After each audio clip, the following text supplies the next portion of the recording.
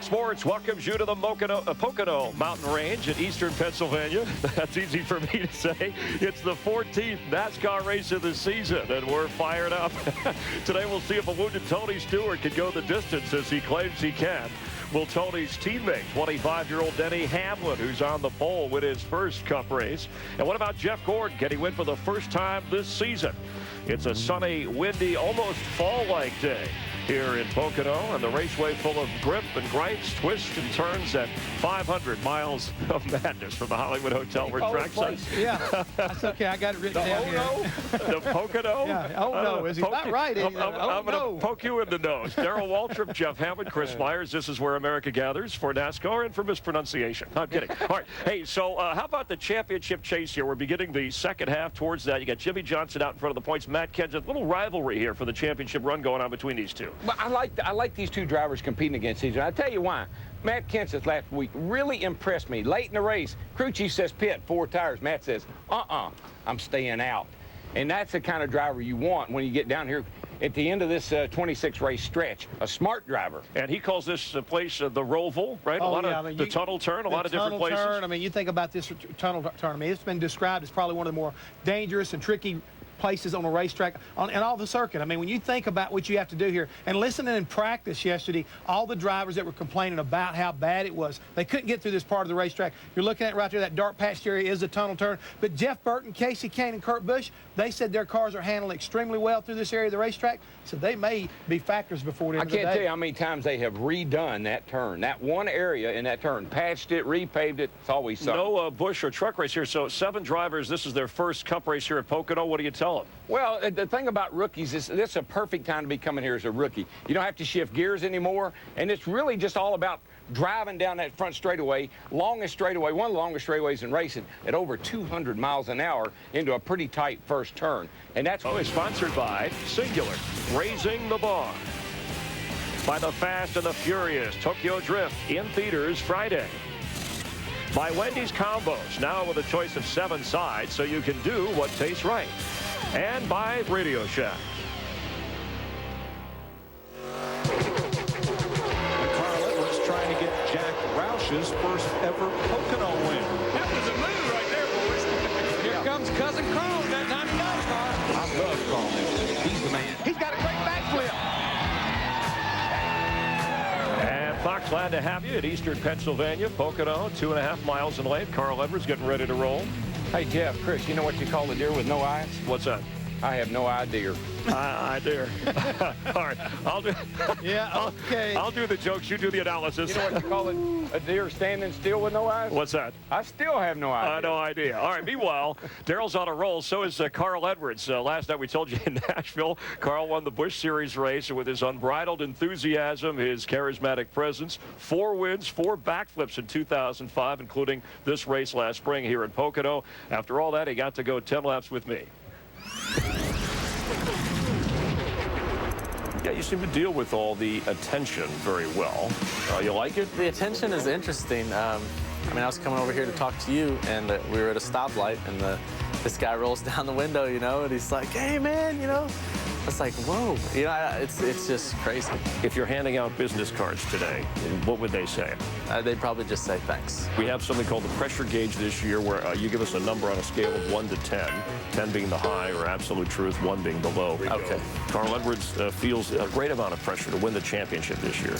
1. Racing in the Busch Series also helps to a great degree winning in the Cup Series. 10. 10. So for you, it's very important. I love it, man. All right. Carl Edwards is a risk taker. Probably 7 or 8, yeah. A woman will one day win the next Cup championship. 10. 10. Oh, so you really believe that? I believe it. I mean, no. If you can hold a steering wheel and turn it right, push the pedals right, you're a race car driver, and there's going to be some fast women coming. All right. And backflips are a good thing. 10, man. That's right. For you, they are a good thing. They're great. And Carl Edwards, the only driver to finish in the top 5 in both Pocono races last season. Darrell, how about at the 5, Jack Roush, 4 drivers here? Do you think they all make the chase, which would include, of course, Carl? Boy, I tell you what, based on the way they finished at Charlotte, all 5 in the top 8, you go up to Dover, and they all finish very well there, and Kenseth wins the race. That team, we know they have the potential to put all 5 of those cars in the chase, and I bet they do. Well, the interesting point when you say all of those guys are going to advance, who's going to get knocked out, DW? That's the key thing right now. Kyle Busch, Jeff Gordon, Kevin Harvick. Who's going to slip up there in that top 10 right now and be knocked out? You want a clue? I'm listening. Who slipped last year? We'll figure that out. All right, meanwhile, the Pocono is a resort area known for honeymoon getaways, champagne glass-shaped tubs. Jeff and I won't get into that. Elliott Sadler will get into helping rookie drivers understand more about this track. So after 500 miles, one at least might be the toast of the town.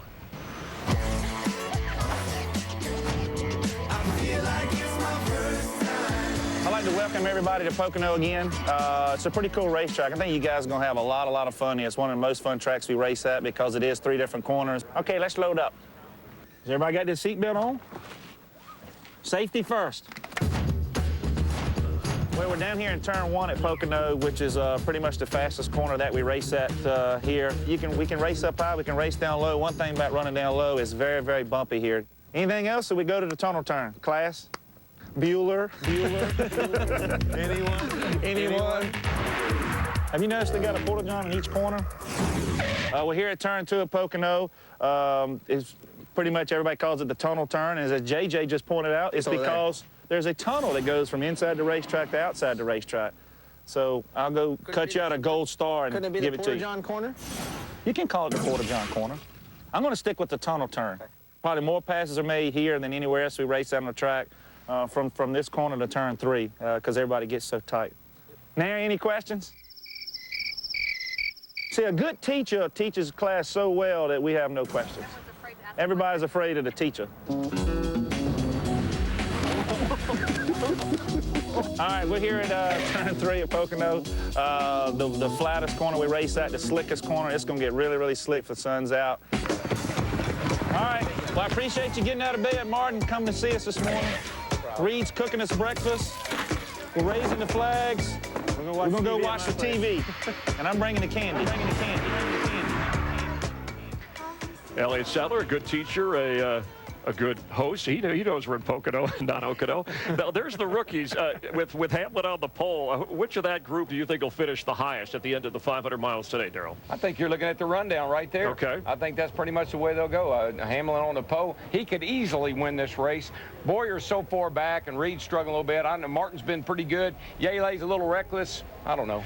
Jeff, we got the cooler weather. You got engines wear and tear, 500 miles here. What are they talking about in the garage this morning? A lot of concern about with a lot of these teams because of the engine situation. Up to 9,500, 9,600 down this long straightaway. But you drop so much in the corners, pulling back up to that RPM is very hard on the valve train. So you could see some problems there. And last time we were here, we had some left side tire trouble. I think we may see that before the end of the day. We got a few teams that have been kind of flirting with that.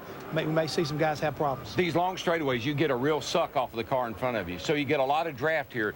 Drivers got to watch that tack because you can pick up 300 or 400 extra RPM running up on people. So the driver's got to be smart today. Smart guy is going to win this race. And one other thing we don't want to ever rule out, fuel. Been a lot of races won here by fuel mileage. So drafting is very important. Knowing how to run your deal, you're going to get yourself in trouble if you don't look at your... 202 miles per hour. Reach up there and pull those belts tight one more time. Woohoo! Boogity, boogity, boogity. Let's go rolling, boys.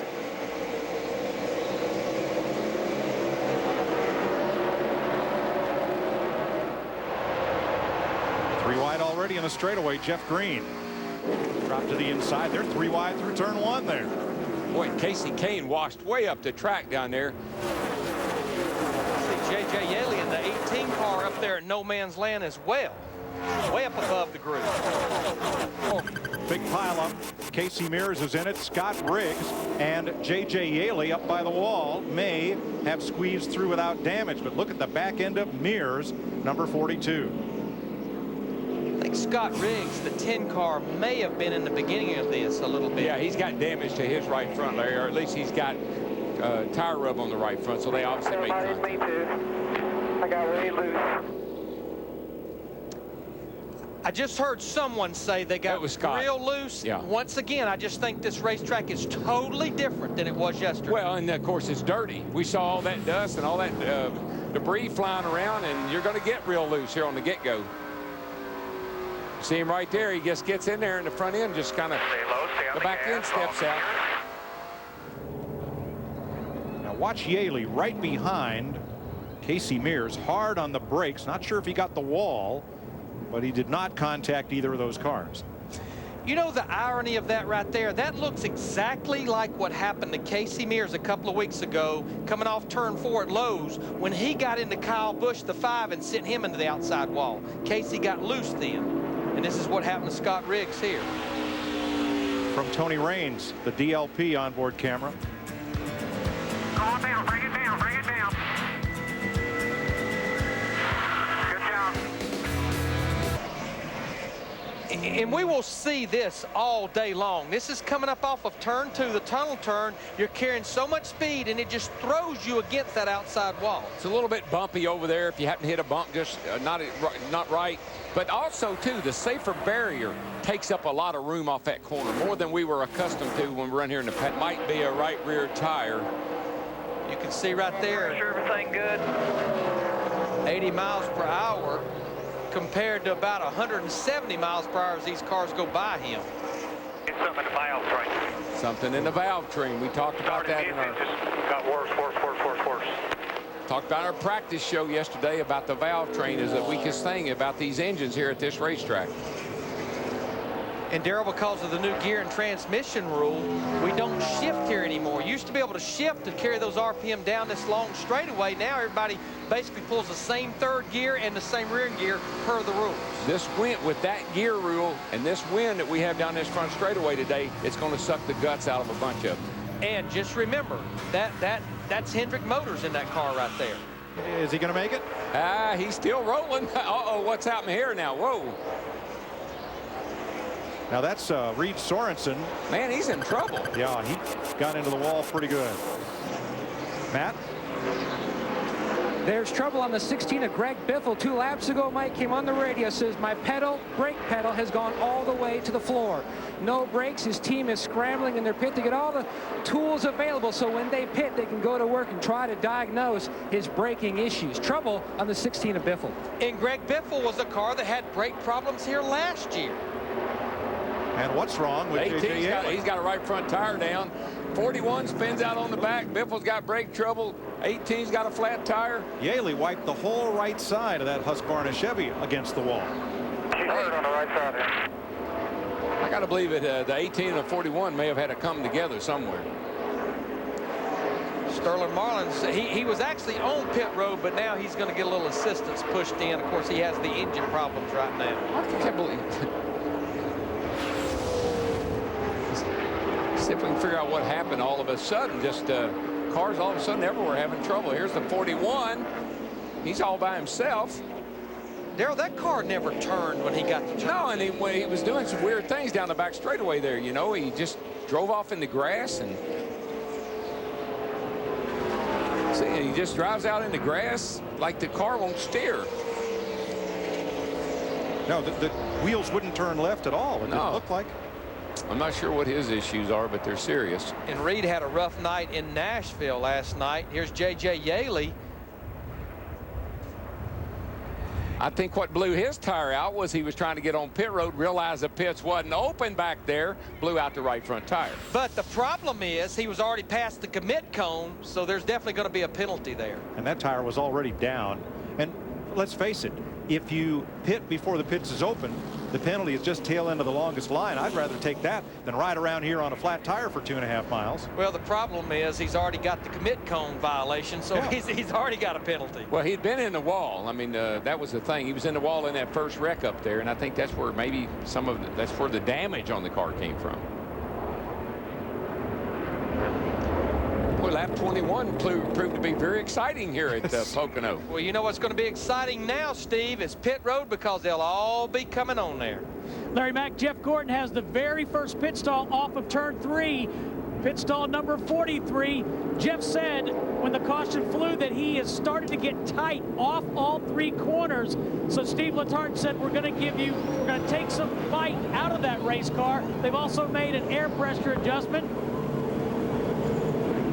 Obviously 4 tires for Jeff Gordon and fight out. Dick, sorry. And Kurt Busch has pulled his car to a halt in his pit area. Unlike last week at Dover, we have big, wide pit stalls here at Pocono and a big, wide pit road as well. To that. The 48 of Jimmy Johnson, the bottom right-hand corner of your screen. Now, he was consistently tight down in turns 1 and 2. Track bar up, air pressure adjustment. Meanwhile, service has already been complete on the leader, Denny Hamlin's car. He said his car was a little snug but free off turns 2 and 3. No changes. The Coke on camera, it became a competition. And when we heard the money would be donated to charity, well, we took it to the next level. Spectacular display of lightning tonight. No one is outside to see it. Back to you in the studio, Kevin. Not only do they have to clear the cliffs, the Arctic seal to survive the most forbidding environment. The Coca-Cola Racing family, doing our part to help those in need. I was going to say, it sounds like a tire. Caution is out. Oh, you can hear the tire flapping around. Must be a left right rear. It's a rear tire. Left rear. Yep. Now, we were about 8 to 10 laps away from what would be scheduled green flag pit stops. Now, if that thing flies apart, it'll rip that whole quarter panel off the car, so he's got to limp it back to the pits. Plenty of time here to get in and out of the pits. You can see the damage already done to the quarter panel. Larry, what else could he tear up under there? Well, the biggest thing, I think, is not destroying that body back there any more than it already is. Tunnel turn. Just going along, you can see the tire's soft, and here it comes flying apart. Not a whole lot you can do at 200 miles an hour. He's trying to slow down, even though it may not look like it, but man, he's really lucky that he didn't back that thing into the fence. Very lucky. Now, he's on the access road over in turn 3. He is almost to pit road now as we speak. The pace car is just now coming off the onto the back straightaway, so he's got plenty of time to get to the pits. Let's ride and listen with Denny Hamlin.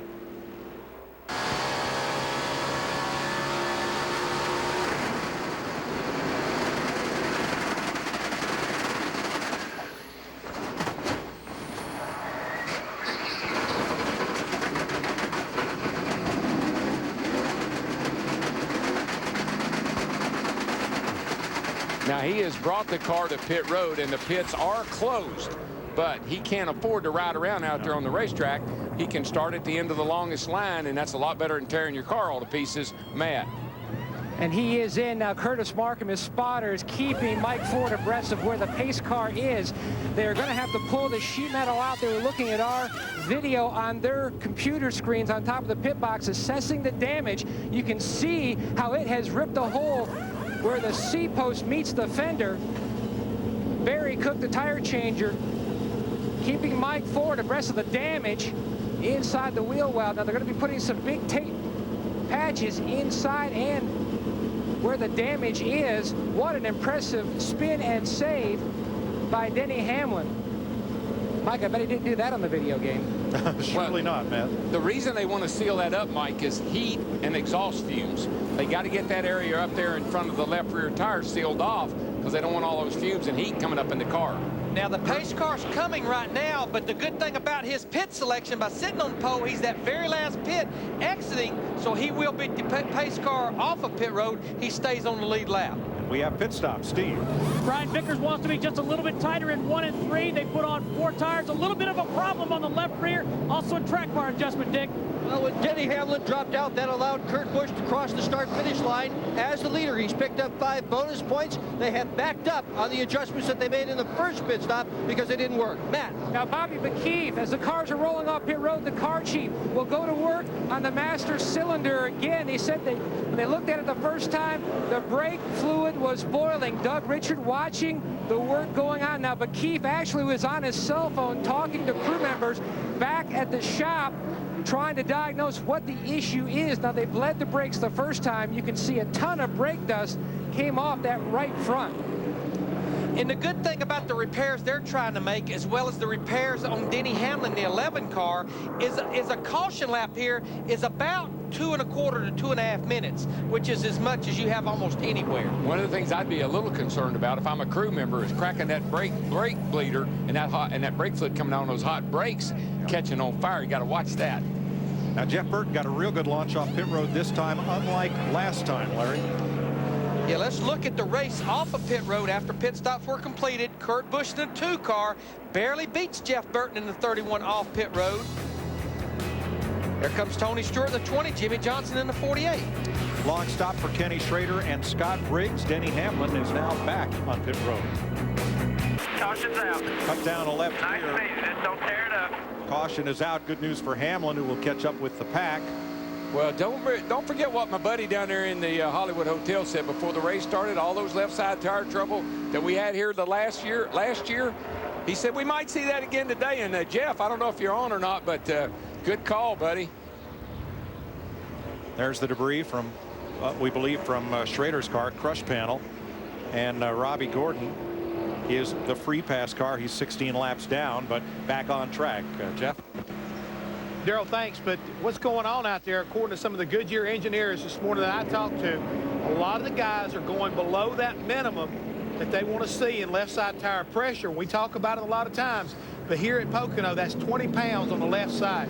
They believe some guys have been dropping below that, and that still creates an issue as far as, even though it's a left side tire, you can destroy the integrity of this tire as far as the sidewall is concerned and make it go flat. Yeah, when you get to the air so low in the tire, it works the sidewall. It'll work that sidewall until it finally blows out. So that's what low air, it feels good. Oh man, it gives you some grip, but that tire won't take it. Denny Hamlin's on pit road. Now, pit road is closed, but this is still a good move. This gives them a lot more time. The penalty for pitting too soon, tail in the longest line, they're going to be back there anyhow.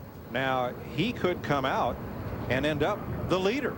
That's happened to Jamie McMurray last week. If he comes out and if everybody else pits, he's still going to have to serve the penalty, though, for pitting too soon. Oh, that penalty. Yeah. Gee, it sounded like such a plan. Yeah. It sounded great for a second there. And that's why they have penalties. Now, I think what we're going to see here, it's only been about 4 or 5 laps since we went back racing.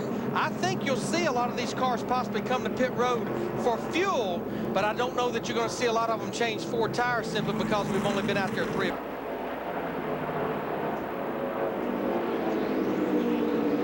It Kyle is Petty in the 45 car. Right, sir. That tire, is it wheel brake? That's what it looks like, a broken wheel. I was thinking the same thing. Yikes. The center is still yeah, in but look the at wheel. this. Look at the hose. I think maybe the holes are. Yeah, it's hard to say. Well, the holes would be elongated if one of the lug nuts was left loose. Can't sure tell. looked like the holes were a lot bigger than they normally would. And just remember, it's only been 3 or 4 laps. Kyle Petty was definitely one of the cars that made a pit stop on that last caution in the 45 car.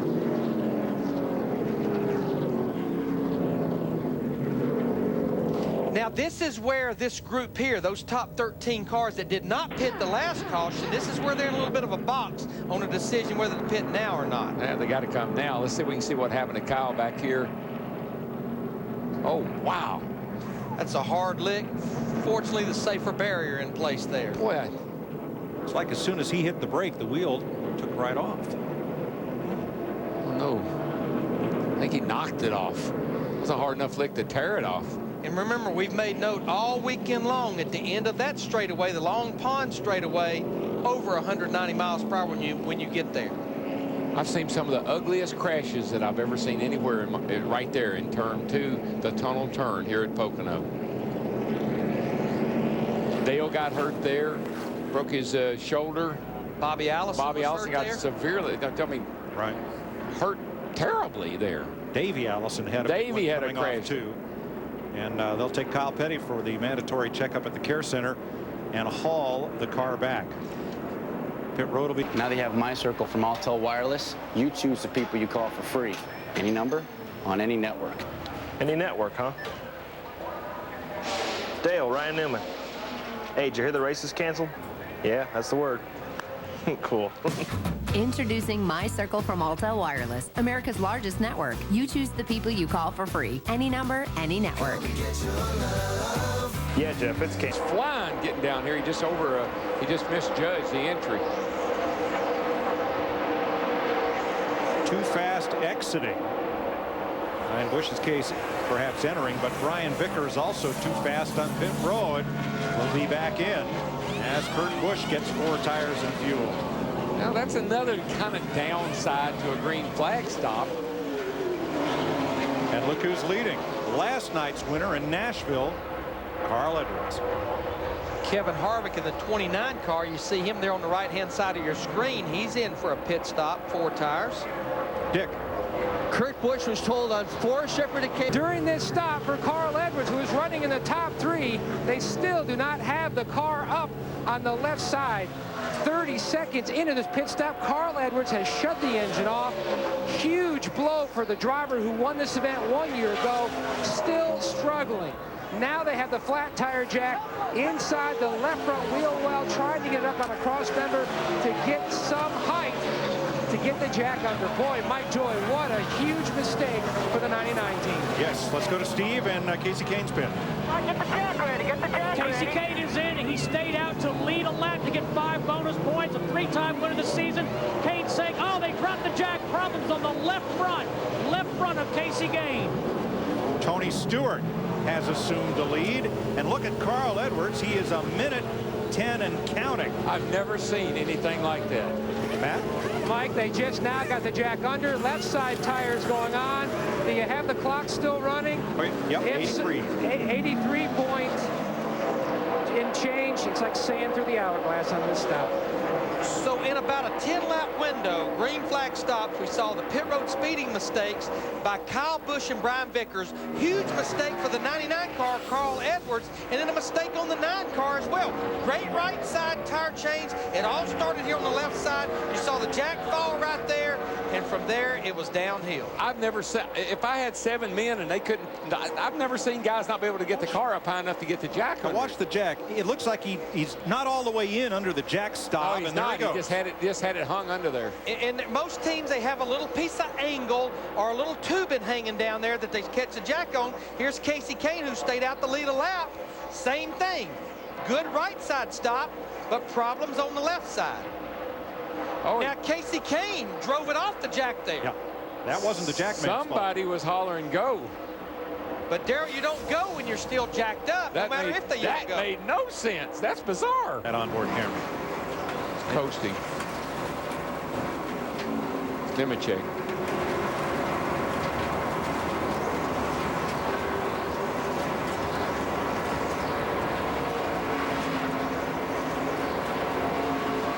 I would say there's a good chance that he possibly is out of field. Joe Nemechek in the 01 car. Now our leader, Matt Kenseth, in the 17 car, he hits pit road. Joe Nemechek does make it to pit road. Compare it to the list of cars that's in the garage area with brake problems.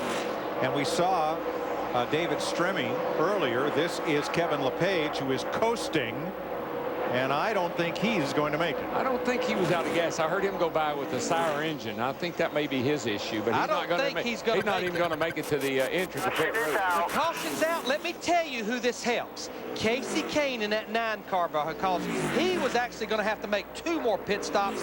He's the guy that really benefits because now he'll be on equal ground with these guys. And what about Carl Edwards? No help, Darrell. Carl's still a lap down, but he's the 5th car 1 lap down. Jamie McMurray will probably be the free pass car.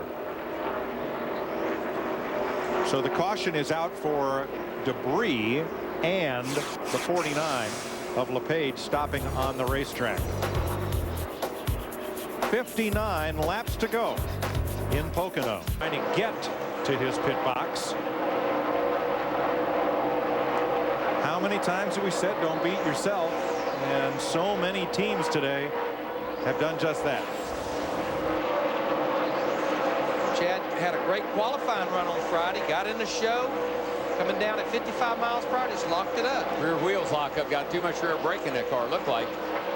You would think we brag on this pit road, how big it is, how easy it is to get on and off, all the things that you'd want in a pit road. And we've had more fiascos today than we've had anywhere.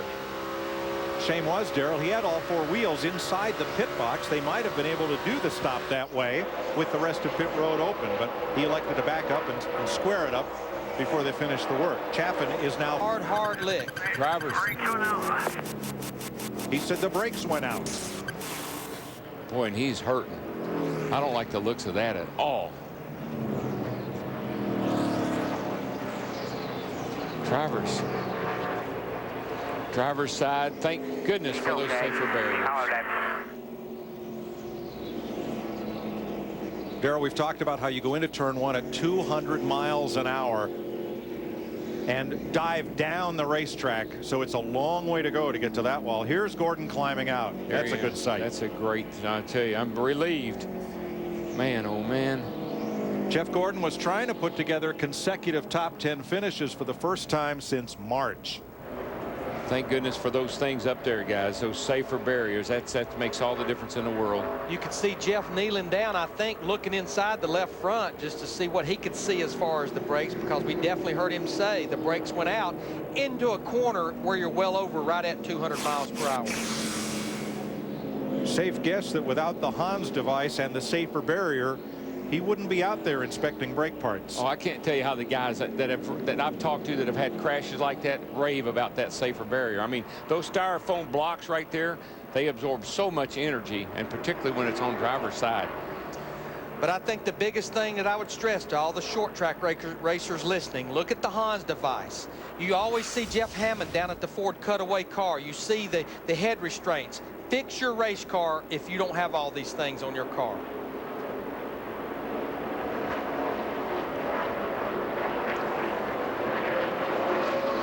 Car looked like it just never turned. Oh boy. That is a lick, guys. Look at that. Tore the sheet metal right off the thing. Now, boys, here's where the crew chiefs and I see their a money. couple of brake pads. I think that's brake pads, yeah. Here comes Greg Biffle in the 16 car. He is on pit road here with 9 laps to go. Matt Yoakum. And he thinks he has a right side tire possibly going down, Larry. He does, Matt. The right rear. Right rear. The right rear is down. Now, if no other car comes with them, they were planning on going 4 tires. If other cars came, they were just going to go right sides only. Tough break for the Biff. Well, a lot of them came. Jimmy Johnson's in, Kyle Busch, Kevin Harvick, Bobby Labonte, Jeff Burton, Dale Earnhardt Jr., along with McMurray, Yaley, Kane. A lot of the lead lap cars came in, Matt. 4 tires is the call since all those cars came in, Mike Joy. Oh, I think if you come to pit road, you're going to roll the dice here. Go on and get 4 tires. 2's not going to do you any good. And of our 23 cars on the lead lap, no one will get a free pass because we're within 10 laps. You had about 9 or 10 cars hit pit road. Biff will win the battle off pit road to the cars that pitted. Well, he's lucked out that all those cars pitted, or he'd have been in trouble. Jeff Gordon's crash will drop him out of the top 10 in the Nextel Cup standings. Mud and then up to the wall.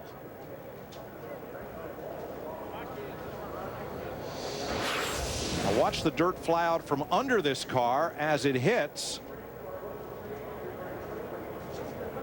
I just can't believe the side of that car. And now the car behind him, the DirecTV car of Clint Boyer. Watch what he sees.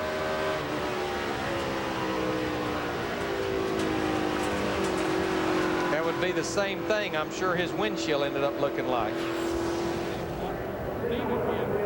Looks like he's been off-road racing. Jeff Gordon climbed from the car. He is okay after a very hard crash, and one that will take him out of the Nextel Cup top 10. He's taken the mandatory ride to the infield care center. He said to his crew before he unhooked the radio that the brakes let go. Now, let's update you on what we've got here. We're probably going to get this race restarted with about 6 laps to go. We have 23 cars on the lead lap. 9 cars stayed out. 14 cars made a pit stop. No one wanted to see a caution for that reason, but this man here, Bobby Labonte, wanted to see a caution. Remember, he had the tire situation on lap 161. We pretty much knew he was going to have to make a stop very late in this race. He was able to make it under caution, still on the lead lap. The other big winner is Carl Edwards. Without a caution flag, Edwards was a lap down, mired in 24th. And he would have been the big winner had we had more than 10 laps to go. But because we're inside the final 10 laps, there will be no free pass. So it looks like the highest that Edwards can finish here is going to be in the low 20s. So I'm corrected. That is not a win for him. Yeah, the best he can finish is actually 24th. Now, he's racing a lot of cars for that position, 5 or 6 cars. But unless one of those top 23 that's on the lead lap has a problem, Carl Edwards will leave here probably in 24th position. and it'll be a single file restart because with being within 10 laps at the end of the race, all those 23 lead lap cars will be to the front of the pack. Two guys I'm really concerned about, though, is the 24. We know he's knocked out of the top 10 in points now, but look where the 8 is. He's also back in 17th spot, and he's losing points pretty quickly. This side, that is incredible. Look at the roll cage is, look at its integrity of the roll cage is still there. And you know how long we've been running a roll cage like that? For 50 years. Jeff Hammond. BW, here's the roll cage you're talking about. This is what NASCAR's been doing ever since its inception. 1 3/4 roll bars, nice halo structure, side door bars. Now, this is the right side of the car, but it looks identical on the left side. But the big improvements, and you already touched on the fact of the safer barriers that this car slid into. But how about the seat technology is coming to play? Here's a left side headrest. When Jeff's car slammed in the left side of that wall, his head probably bounced off of this, but because of the way it's made, it kept it within the cocoon area.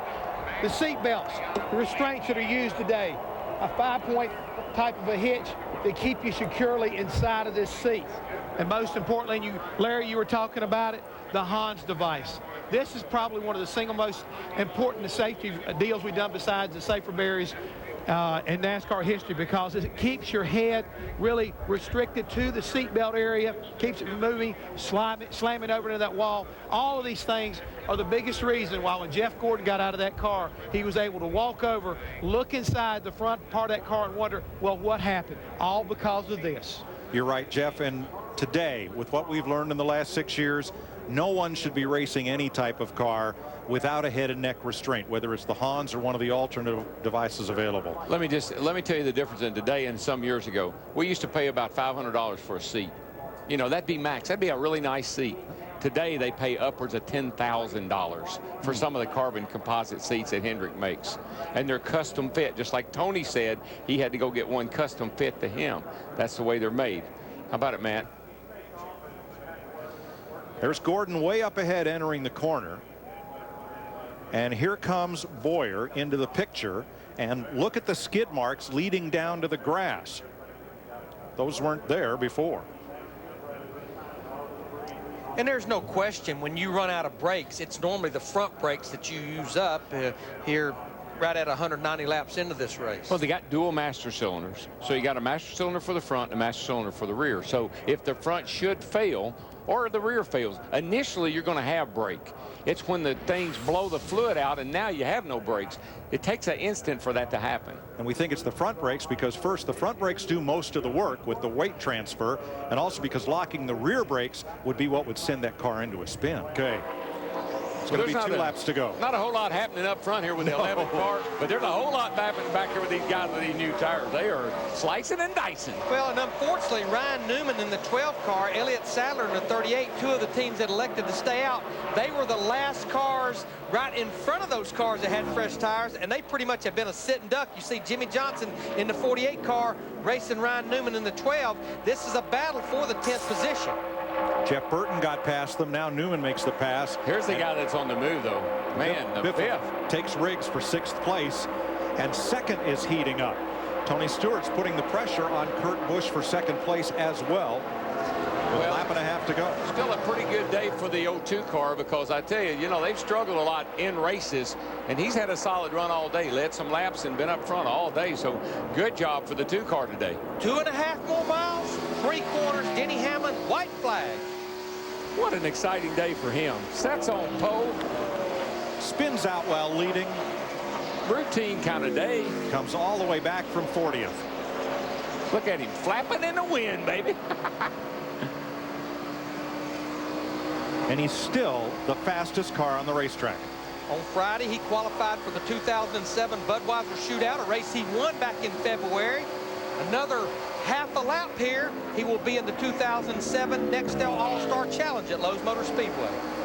Yeah, he was already, once you win that race, you are exempted from there on. You're in it at the Daytona, but you're not in the All-Star race, and this is going to do it for him because, guys, I think he might be an All-Star.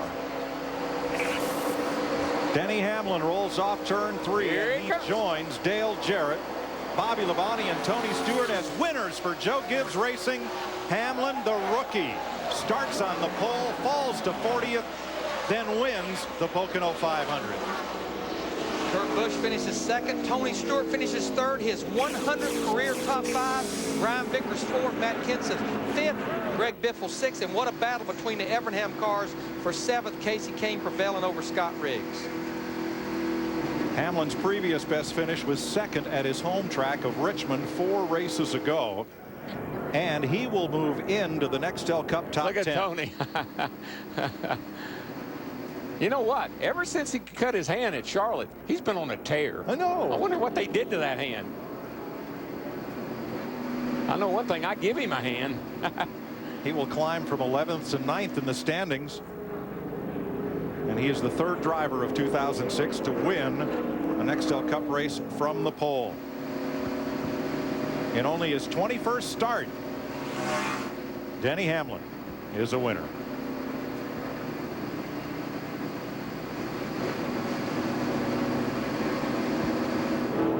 The crew is telling him those temporary repairs to the left rear will not suffer an extended burnout.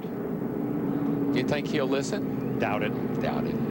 He is a kid, you know. So neat. Almost every competitor that has driven by him has acknowledged him winning his first race here in Pocono. Especially nice that wave from Elliott Sadler, who conducted the rookie meeting here on Friday, as we saw earlier today. No, he won't do a burnout. No. Oh, no. Oh, just a mini burnout. Oh, well, let's see. Let me crank this thing down. Well, I also think they're wanting to be a little careful because I'm being told this is his Michigan car. That's the way it should be celebrated, right there with the old checkered flag. Yeah. Smoke them up. Smoke them up a little bit.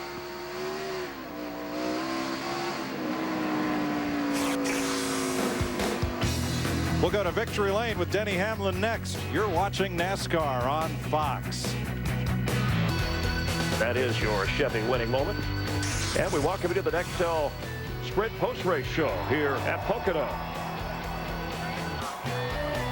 Let's check in with Dick Berggren. The inside of his race car is absolutely full of grass and sod after the spin out. Do you believe you're here? Man, this thing is unbelievable. This car was just on rails all day long. We made quarter rounds at most during every other stop, but this whole FedEx Ground Chevrolet was awesome. I got to thank Coca-Cola, Joe Gibbs Racing, everyone who's been a part of this. FedEx had a tough year last year. We're coming back this year. We're trying to get in that chase, and this is a great way to do it.